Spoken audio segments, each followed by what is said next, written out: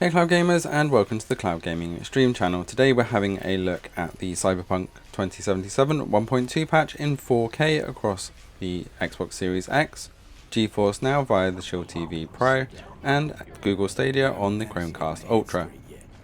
These are all running at 4K, and the Series X and Stadia are in performance mode to push that 60 frames per second,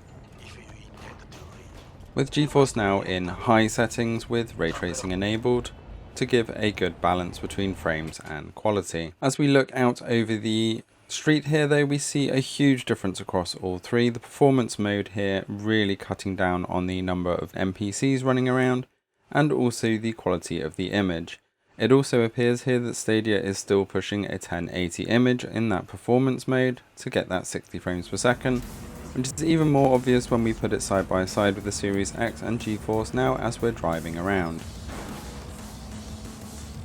As we look at Series X full screen here, we can see the colours are a little bit more washed out for some reason, but the gameplay is smooth. As we look at GeForce Now full screen, we can see some of those ray tracing effects and also the smooth gameplay, but a little bit of extra smoothing around the characters and cars.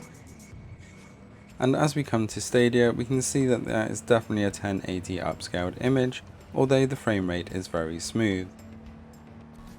As we come back side by side, once again we see the quality differences between the three, with the GeForce Now version at 1080 upscaled via the AI looking the best here. As we look at some gameplay with some shooting, taking down some randoms, first of all on the Xbox Series X, you can see we're getting that nice 60 frames per second.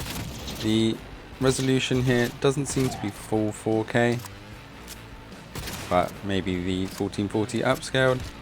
Definitely still looking very good and smooth with those blood effects, and very smooth on the input as well, as much as it can be shooting with a controller.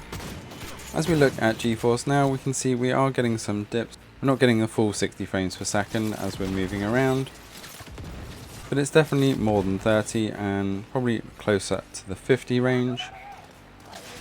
But very smooth moving around there, and you wouldn't believe that this is upscaled from a 1080 image.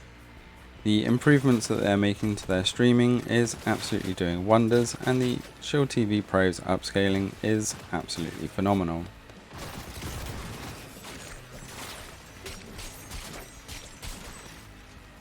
As we come to Stadia then, we can see again at that 4K we are definitely getting a upscaled image, as it's quite blurry here. We will have a look at the quality modes later on, but with the quality mode being capped at 30 frames per second, it does make a huge difference.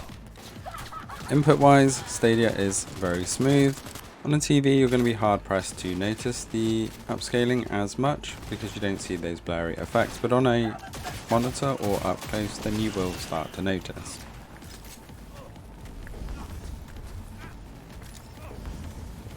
As we come back side by side with some fast moving action, we can see that we're all getting 50 to 60 frames per second quite happily.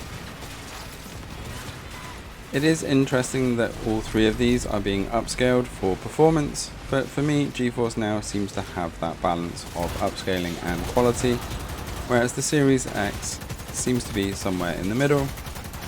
Stadia's performance mode is definitely lacking in the quality department, however it is super smooth.